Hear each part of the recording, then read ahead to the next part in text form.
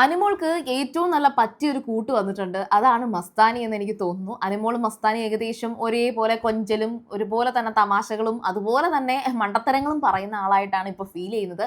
പക്ഷെ ഇന്ന് രാവിലെ ഒരു വലിയൊരു അടിക്കുള്ള ഒരു എന്താ പറയുക അടുപ്പ് കൂട്ടിയിട്ടുണ്ട് എന്ന് വേണമെങ്കിൽ പറയാം. നമ്മുടെ അനീഷിന്റെ ഒരു രീതിയുണ്ട്.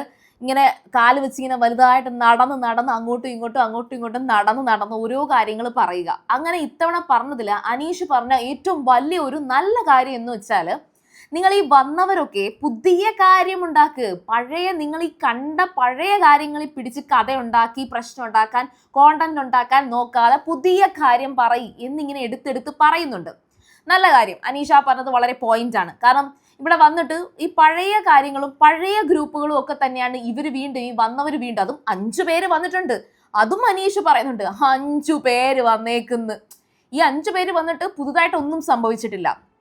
പഴയതൊക്കെ കുത്തിപ്പൊക്കി അതിനെ വെച്ചിട്ട് കോണ്ടന്റ് ഉണ്ടാക്കുകയാണ്. പുതുതായിട്ട് അവരൊന്നും സ്റ്റാർട്ട് ചെയ്തിട്ടില്ല. അപ്പൊ അത് അനീഷ് പറഞ്ഞത് നല്ല പോയിന്റ്.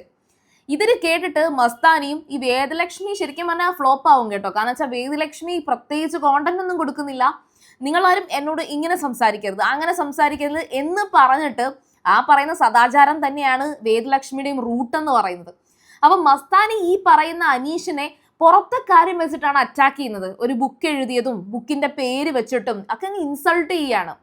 ഒരു വ്യക്തി എഴുതിയ ബുക്ക്, ആ ബുക്ക് അവർ വായിച്ചിട്ടുണ്ടോ ഇല്ലയോ എന്ന് എനിക്കറിയത്തില്ല. ഞാനും വായിച്ചിട്ടില്ല. പക്ഷെ എന്തൊക്കെയാണേലും ആ ബുക്ക് കുറെ അധികം വിറ്റ് പോയിട്ടുണ്ട്. ആൾക്കാർക്ക് ഇഷ്ടമുള്ളൊരു ബുക്കാണ്, പോസിറ്റീവായിട്ടുള്ള റിവ്യൂ ഉണ്ട്. അപ്പോൾ അനീഷിന്റെ ബുക്കിനെ വെച്ചിട്ട് അവിടെ ഒരു തരത്തിലുള്ള ഇൻസൾട്ടും ചെയ്യേണ്ട ഒരു കാര്യവുമില്ല. സോ അനീഷിനെ തൊട്ട് കളിക്കേണ്ട, അനീഷിന്റെ ബുക്കിനെ തൊട്ടും കളിക്കേണ്ട.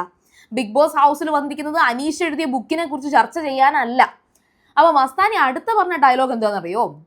അതൊരു തീപ്പൊരിയാണ്. ശരിക്കും പറഞ്ഞാൽ അത് ആര്യനും ജിസയിലും കേട്ടോണ്ടിരിക്കുകയാണ്. രണ്ടുപേരും നെവിനെ വിളിച്ചൊക്കെ സംസാരിക്കുന്നുണ്ട്. ഷാനവാസ് അവിടെ വന്നിരിക്കുന്നു. ഷാനവാസിനോട് അത് പറയുന്നുണ്ട്. ഷാനവാസ് എത്രയൊക്കെ പറഞ്ഞാൽ ശ്രീ അനീഷിന്റെ അടുത്ത് എന്തായാലും നല്ലൊരു സൗഹൃദം ഷാനവാസിനുണ്ട്. അനീഷിനെ പറഞ്ഞ വാക്കിതാണ്, ഭാര്യ ഇട്ടേച്ചു പോയത് വീട്ടിൽ ആണുങ്ങൾ ഇല്ലാഞ്ഞിട്ട് എന്ന ഒരു കാര്യം അവിടെ മസ്താനി പറഞ്ഞിട്ടുണ്ട്. എസ്പെഷ്യലി ബിഗ് ബോസിന്റെ റൂളിൽ ഒരു കാര്യം, പുറത്തെ കാര്യം സംസാരിക്കാൻ പാടില്ല, പുറത്തെ ഇവരുടെ ഒരു ഫാമിലി കാര്യങ്ങളും വെച്ചിട്ട് ഇറിറ്റേറ്റ് ചെയ്യാൻ പാടില്ല. അനീഷ് ആദ്യത്തെ ഒരാഴ്ചയോ രണ്ടാമത്തെ ആഴ്ചയോ കണ്ടോ ആദിലെടുത്തും നൂറെടുത്തും പോയി ഒരു കഥ പറയുന്നുണ്ട്. അത് അവരുടെ റിലേഷനെ അല്ല പറയുന്നത്, പകരം അവരുടെ വീട്ടുകാരിൽ നിന്ന് വിട്ടു നിൽക്കുന്നതിന് അനീഷ് പോയി ബിഗ് ബോസിന്റെ ക്യാമറ എടുത്ത് പോയി, ബിഗ് ബോസേ ഇവരുടെ വീട്ടുകാരെ കൊണ്ടുവന്നിരുന്നെങ്കിൽ സന്തോഷമായിരിക്കും എന്ന് അനീഷ് പറഞ്ഞ ഒരു കാര്യം മോഹൻലാൽ വളരെയധികം ട്രിഗർ ചെയ്ത് ചോദിക്കുന്നത് നിങ്ങൾ ഓർക്കുന്നുണ്ടോ? അവരുടെ വീട്ടുകാരും ഈ ആദില നൂറ ഇവരുമായിട്ട് ഒന്നിക്കേണ്ട കാര്യം, സംസാരിക്കേണ്ട കാര്യം ഇവിടെ ഇല്ലല്ലോ എന്ന് മോഹൻലാൽ അനീഷിനോട് പറയുന്നുണ്ട്. അതേപോലെ തന്നെ മോഹൻലാൽ മറ്റൊരു കാര്യം പറയുന്നുണ്ട്, താങ്കളുടെ ഭാര്യയുമായിട്ട് താങ്കൾ ഒന്നിക്കണം എന്നിവിടെ ആരെങ്കിലും പറഞ്ഞാൽ താങ്കൾക്കത് പറ്റുമോ എന്ന് ചോദിക്കുന്നുണ്ട്. അപ്പൊ മസ്താനി ഈ അനീഷിന്റെ പേഴ്സണൽ ലൈഫ് അല്ലെങ്കിൽ വൈഫിന്റെ കാര്യവും ഇട്ടേച്ചു പോയി എന്നൊക്കെ പറയുന്നത് എത്രത്തോളം ഒരു വലിയ ഇമ്പാക്റ്റ് ലാലേട്ടൻ വരുമ്പോൾ ഉണ്ടാകും എന്നുള്ളത് നോക്കുക. ഓൾറെഡി മസ്താനിക്ക് കുറെ നെഗറ്റീവ്സ് വന്നു കഴിഞ്ഞു. മസ്താനി പറയുന്ന എല്ലാ കാര്യങ്ങളിലും പ്രശ്നങ്ങളുണ്ട്. മസ്താനി ഈ വന്ന ആൾക്കാരുടെ അടുത്തൊക്കെ, അല്ലെങ്കിൽ ഈ വന്നു കയറിയതിനു ശേഷം ഇവിടെ ഉണ്ടായിരുന്ന ബിഗ് ബോസ് വീട്ടിലുണ്ടായിരുന്ന പഴയ ആൾക്കാരുടെ അടുത്തൊക്കെ പഴയ കാര്യങ്ങൾ കണ്ടത് വെച്ചിട്ടാണ് ഓരോ കോണ്ടന്റ് ഉണ്ടാക്കിക്കൊണ്ടിരിക്കുന്നത്. മസ്താനി എന്തോ ഭയങ്കര ഞാനിവിടെ വന്ന് ഇതൊക്കെ ഇപ്പൊ മാറ്റും എന്ന് പറഞ്ഞാണ് വന്നേക്കുന്നെങ്കിൽ അടുത്ത ആഴ്ച ഇത് ഈ കൊണ്ടുവന്ന ഒരു സാധനം പോലും ഉപയോഗിക്കാതെ മസ്താനിക്ക് തിരിച്ചു പോകേണ്ടി വരും. എനിക്ക് തുടക്കം തൊട്ടേ മസ്താനിയിൽ ഭയങ്കര നെഗറ്റീവ് അടിക്കുന്നുണ്ട്. ഉറപ്പായിട്ടും മസ്താനിക്ക് നല്ല പണി കിട്ടും.